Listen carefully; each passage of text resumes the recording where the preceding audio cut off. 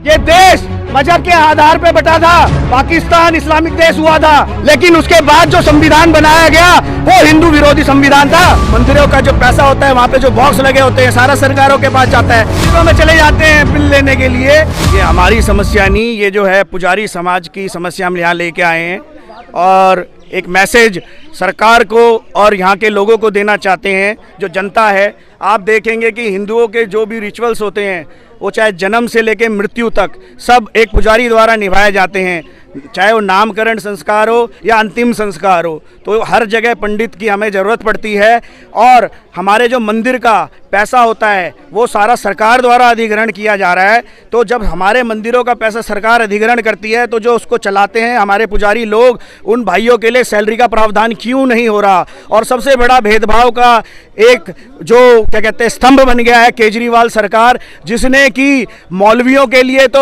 और उसके सहायक के लिए तो सैलरी का प्रावधान किया है, लेकिन हमारे पुजारियों के लिए अभी तक कोई व्यवस्था नहीं करी। हमारे मंदिरों के लिए कोई व्यवस्था नहीं करी। उसका जो बिजली का बिल है आज भी हमारे मंदिर के पुजारी जी दे रहे हैं, चाहे वो पानी का बिल हो वो भी दे रहे हैं। लेकिन आप देखेंगे ना चर्चों पे ये बिल लिया जाता है, ना ये मदरसों से बिल लिया जाता है। सिर्फ ये हिंदू के साथ ही हमेशा कानून की बातें, संविधान की बातें और आर्थिक तौर से उसको तोड़ने की बातें क्यों इस समाज में होती है, ये सरकार से हम जानना चाहते हैं, दिल्ली सरकार से। और ये जनता को बताना चाहते हैं, अगली बार जब ये आएंगे तुम्हारे दरवाजे पे तो इनसे जरूर एक बार पूछना कि मौलवियों को तो तुमने सैलरी दे दी है और आज तुम हिंदू समाज के पास वोट मांगने आए हो, आज तुम सिख समाज के पास वोट मांगने आए हो। क्या गुरुद्वारे का वो ग्रंथी जो वहां पे ग्रंथ पढ़ के सबको शिक्षा देता है उसको सैलरी की जरूरत नहीं है? क्या उस पुजारी को जरूरत नहीं है सैलरी की जो अपना पूरा जीवन आपको सिर्फ क्रियाकांडों के लिए लगा देता है? सरकार जो वहां पे पैसा आती है वो तो अपने पास रख लेती है, लेकिन उनके लिए कोई व्यवस्था नहीं करती।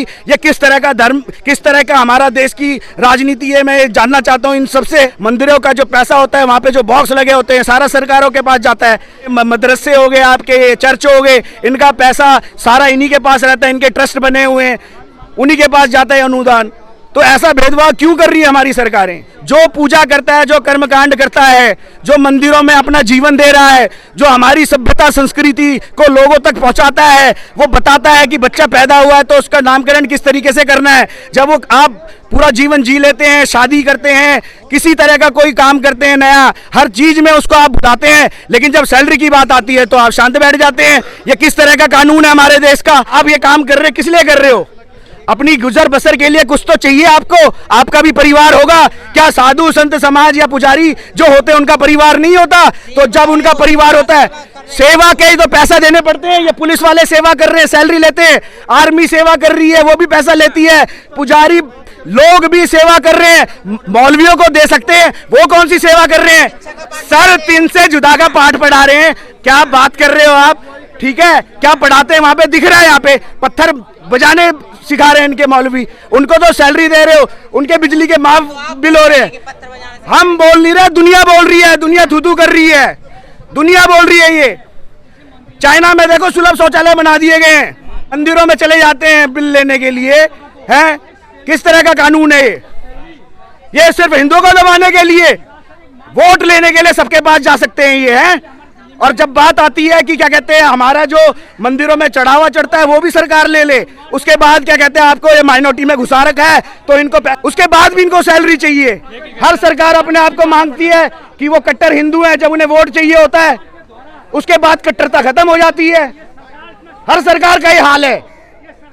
ये देश मजहब के आधार पर बटा था, पाकिस्तान इस्लामिक देश हुआ था, लेकिन उसके बाद जो संविधान बनाया गया वो हिंदू विरोधी संविधान था। संविधान हिंदू विरोधी है? बिल्कुल है। वो तो कहते हैं कि संविधान में सबको समानता का। क्या समानता बताओ, क्यों नहीं दी फिर हमारे हिंदुओं को सैलरी?